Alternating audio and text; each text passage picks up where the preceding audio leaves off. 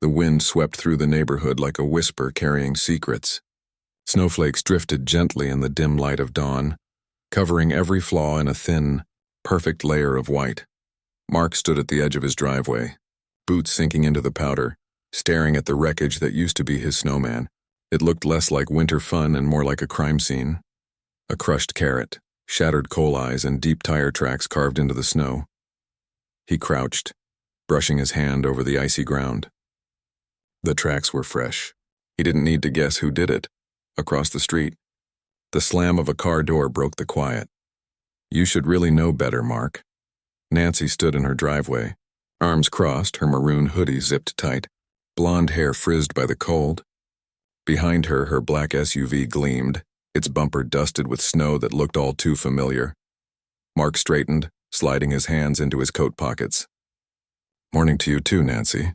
She stepped closer, her boots crunching rhythmically in the snow. "You know the HOA rules," she said sharply. "No unsanctioned decorations in front yards. Snowmen count as seasonal displays." He blinked at her, incredulous.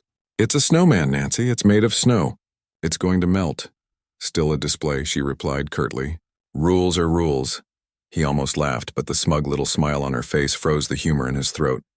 "You know," she added, "some people like to follow guidelines. You might try it sometime."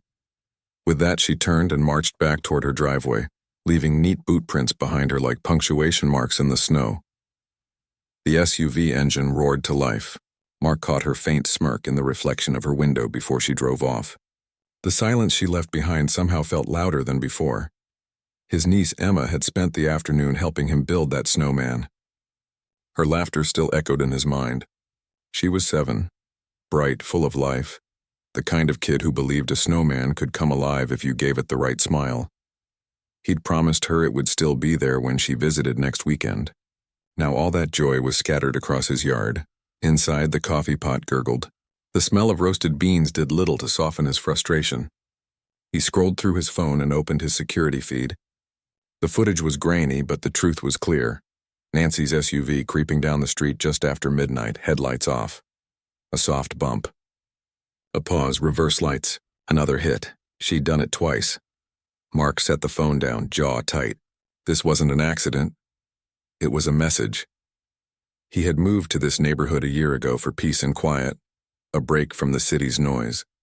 But peace here came with fine print, and that fine print had Nancy's name written all over it.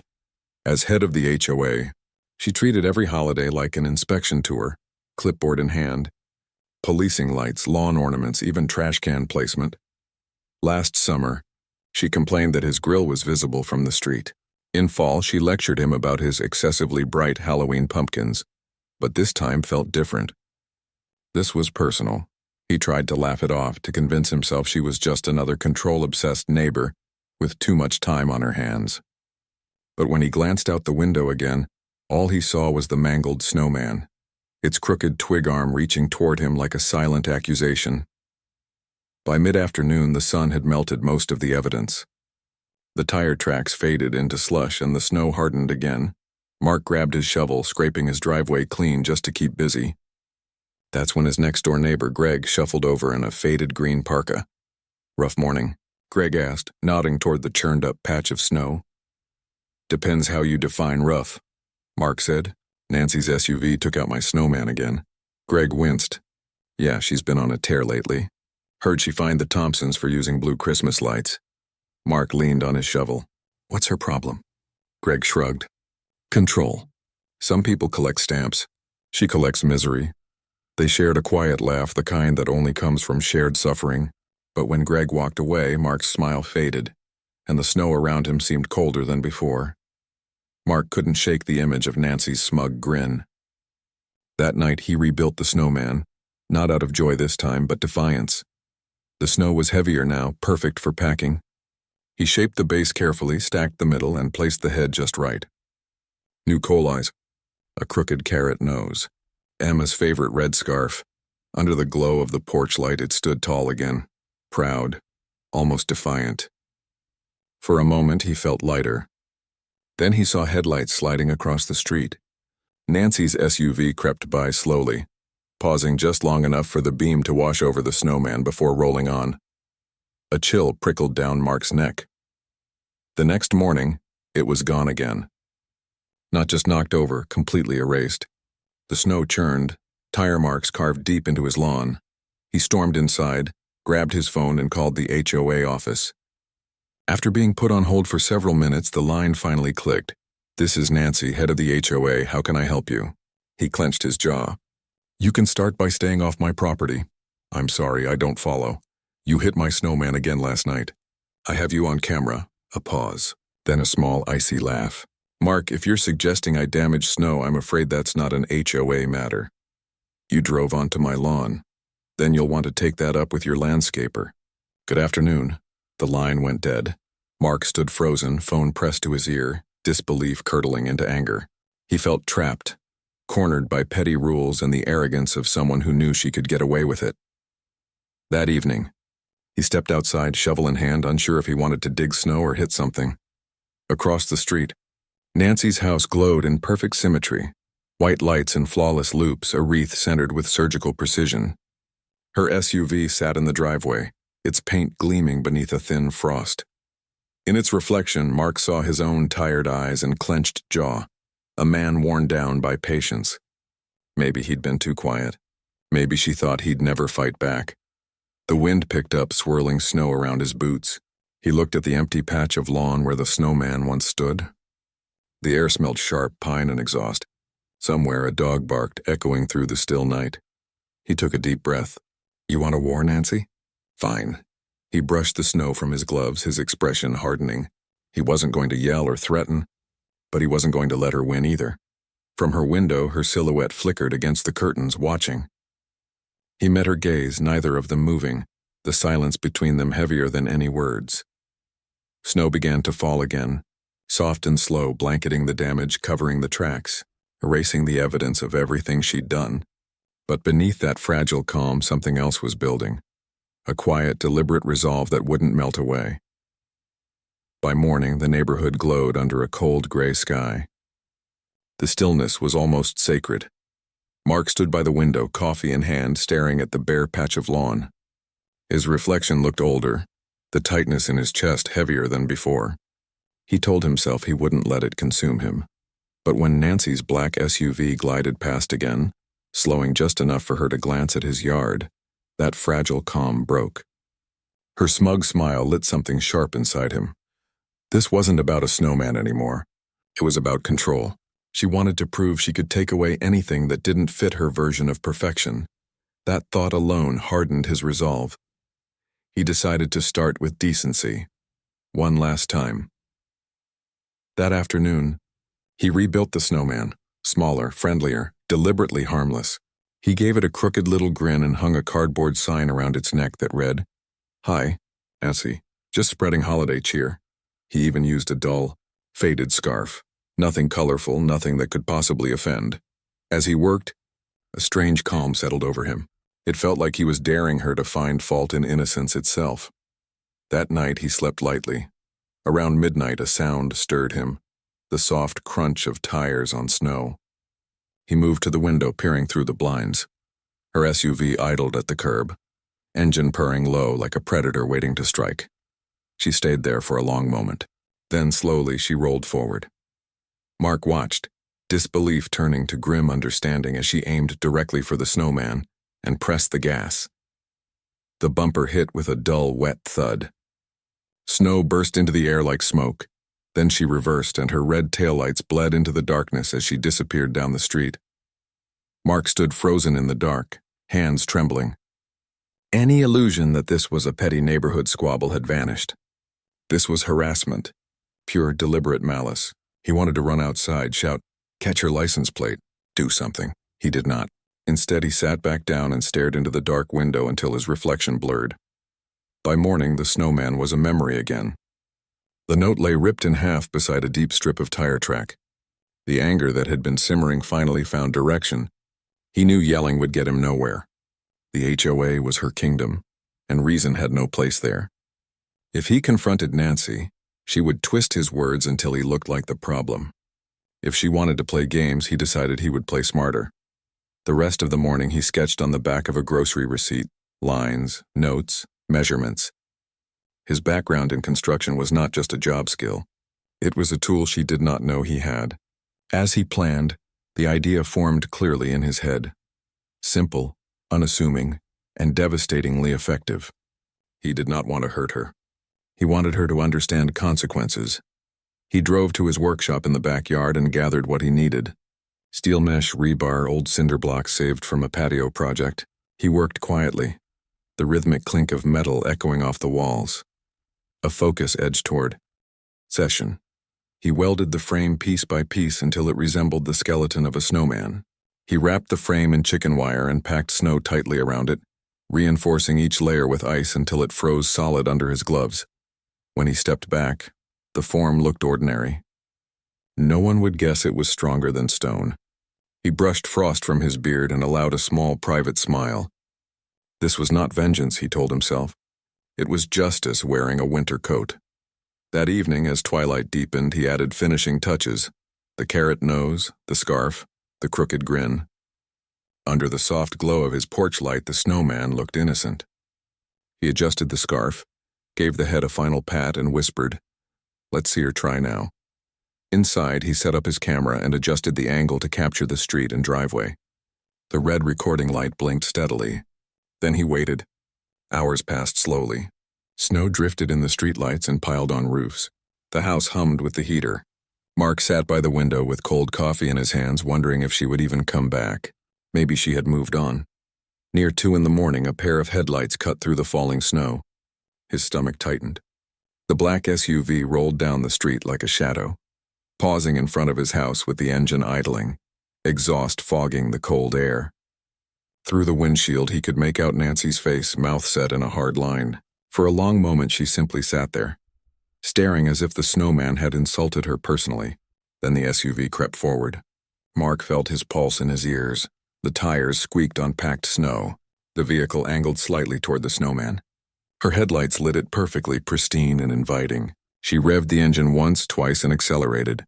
Mark whispered to the empty room, "Here we go." At the last moment, the SUV swerved and stopped just short of impact. Nancy stepped out, wrapped in her maroon hoodie, breath clouding in the air. She walked up to the snowman and examined it like a detective inspecting a scene. She poked it. Suspicion crossed her face. She stepped back and glanced toward Mark's house. He remained motionless in the dark. After a tense moment, she turned and walked back to her car, slamming the door harder than necessary. The SUV backed away and drove off, tires spinning on ice. Mark exhaled and felt the air leave him all at once. The plan had worked, at least partially. She had tested it and sensed something was off. But she had not stopped because she did not understand what she faced. Over the next 2 days, he kept the snowman pristine, brushing off fresh snowfall and maintaining its harmless look. Neighbors complimented him as they passed. "That's a solid build, Mark," Greg said with a grin. Mark only smiled and said, "Solid's a good word." He could feel tension thickening in the street. Every evening he noticed Nancy watching from her window, pretending to adjust curtains. The air between them felt electric, like the pause before thunder. She could not stand losing control, and he knew it was only a matter of time before she snapped. Late that night he added one more layer of ice, smoothing it until the surface gleamed in moonlight. It stood tall, silent, unyielding, his quiet declaration of defiance. When he stepped back, the street was empty except for the wind and the faint creak of tree branches. Behind those glowing windows, Nancy was stewing, replaying the moment she had backed away. He pictured her pacing and muttering to herself, convincing herself she had been right. He turned toward the house. The camera light blinked steadily from the window. Everything was ready. Every angle covered, every possibility accounted for. Mark knew it before it even happened. Tomorrow night she would try again. He could feel it in his bones. The world outside was still and gray, muffled by the kind of cold that swallowed every sound. He woke before dawn, his breath visible in the kitchen's dim light. The heater hummed quietly, struggling against the frost pressing on the windows. Mark poured a cup of coffee and stared out at the snowman still standing proudly in his yard. It hadn't moved an inch. Its crooked grin looked almost smug, the scarf fluttering slightly in the morning wind. He couldn't help but smile. The street was silent, broken only by the distant rumble of a snowplow. He hadn't slept well. Dreams of engines and headlights kept him restless, but the tension in his chest had melted away. The plan was working. All he needed to do now was wait. By mid-morning, the neighborhood stirred to life. Children bundled in heavy coats dragged sleds through the fresh snow, their laughter echoing faintly between the houses. Mark nodded to his neighbor Greg, who was scraping frost from his windshield. Greg grinned. "Still standing, huh?" "Guess Nancy's learning some restraint." "Something like that," Mark said, sipping his coffee. He didn't explain further. The less anyone knew, the safer it was. Nancy's black SUV was missing from her driveway that morning. That was unusual. For once, her house looked quiet, too quiet. The curtains were drawn tight, no movement behind them. It should have eased his nerves, but it didn't. There was a weight in the air, the kind that always came before a storm. By evening, snow began to fall again, thick, heavy flakes blanketing the street in a hush. The lamps glowed faintly through the mist, halos of amber light on the white ground. Mark double-checked his setup. The camera light blinked red and steady, perfectly framing the snowman and the street beyond. He had a feeling tonight was the night. Around 11, the low hum of an engine broke the stillness. Mark moved to the window, peering through a narrow slit in the blinds. The familiar black SUV crawled slowly down the street, headlights slicing through the falling snow. She was back. His heartbeat quickened, but he kept his breathing calm. Everything was ready. Every angle planned. Every variable accounted for. The SUV stopped in front of his house. Nothing happened for a long moment. Then the driver's door opened. Nancy stepped out, wrapped in her maroon hoodie, her breath fogging in the cold air. She stood there, staring at the snowman as if it had personally mocked her. Mark could see her face clearly now, jaw tight, eyes burning with frustration. She muttered something under her breath and climbed back into the SUV. The engine revved louder this time. Headlights flared, illuminating the snowman like a target. Mark whispered, "Don't do it, Nancy." But she did. The SUV lunged forward, wheels spinning before catching traction. The growl of the engine echoed down the street, then impact. A thunderous crunch tore through the night. Metal met steel and ice. The SUV's front end folded like paper, steam billowing into the air. Airbags burst open with a muted thump. The snowman barely moved. A puff of snow rose, then drifted gently back down over the wreckage. Mark froze, half in disbelief, half in awe. It had worked. Better than he imagined. He grabbed his phone and hit record, capturing the scene through the window. The driver's door flew open. Nancy stumbled out, coughing, eyes wide with shock. She looked between the mangled SUV and the unbroken snowman, her face twisting with disbelief. What did you do?" she gasped, clutching her wrist. Up and down the street, porch lights flicked on as neighbors stirred, peering out their windows at the chaos unfolding in the snow. Curtains shifted. Doors opened. Neighbors stepped out into the cold. Greg was the first, his robe tied hastily around him. "What happened?" he called, squinting through the falling snow. Nancy spun toward him, pointing furiously at Mark's yard. "He did this. He put something inside that snowman." Mark stepped outside then, calm, collected, mug of coffee still in hand. Steam rose gently into the frosty air. "Evening, Nancy," he said evenly. "Car trouble?" Her face flushed red. "You rigged it." "You did this on purpose." Mark looked at the snowman. It stood there perfectly intact, save for a few missing flakes near the impact. "It's snow," he said. "You hit snow." She glared at him, voice rising. "You think this is funny?" "That's destruction of property." Greg stepped closer, frowning. "You drove onto his lawn, Nancy," she faltered, eyes darting between them. He set me up." "That thing's a trap." In the distance, sirens began to wail.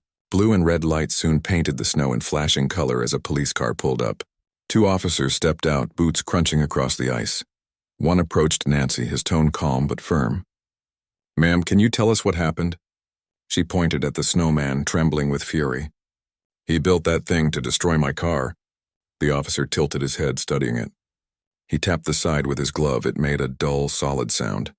Scraping the surface, he found only ice beneath. "Looks like snow to me, ma'am." "It's not," she snapped. "He put something inside." The officer raised a brow. "You mean the snowman you drove into?" The second officer turned to Mark. "Sir, you want to explain?" Mark gave a calm shrug. "I built a snowman. She's been knocking them down for weeks." I figured she'd try again, so I made this one a little sturdier. The officer smirked faintly. Sturdy, huh? Just snow and ice, Mark said. Cold weather engineering. Nancy's voice broke, high and panicked. He's lying. He's been harassing me, filming me. Mark nodded toward the visible security camera mounted on his porch. Only after she destroyed the first one. And the second. And the third? The officers exchanged a look. Ma'am, one said, were you on his property when this happened? Well, yes, but that's not the point. It's exactly the point, the officer replied. You damaged private property. He didn't. A low murmur rippled through the gathering neighbors. Phones were out. Someone laughed quietly. Greg shook his head, muttering, Guess the Snowman wins. Nancy's face twisted with fury. She turned to Mark. Finger trembling. You'll regret this. Mark met her eyes, calm and steady. No, Nancy, he said softly. I think we're finally even. The officers helped her collect her things and arranged a tow for the SUV.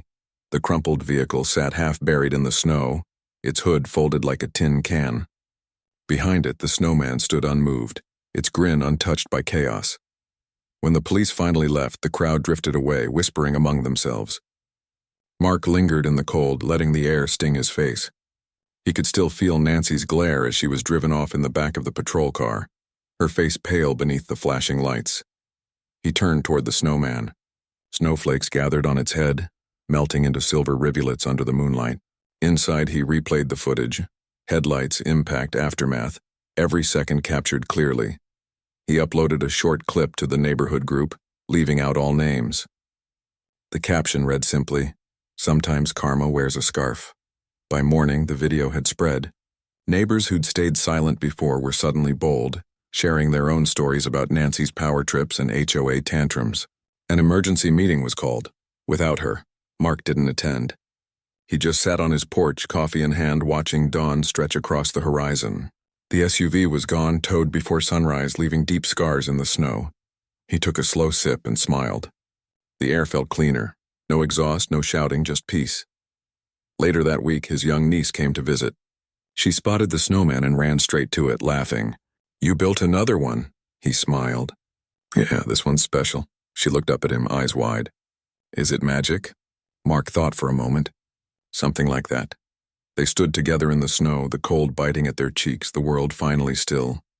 But as he glanced toward Nancy's darkened house, a quiet thought lingered. Power never fades quietly. Some people can't let go even when they've crashed straight into it. He looked back at the Snowman, its grin soft under the falling flakes, and whispered to himself, Let's see what melts.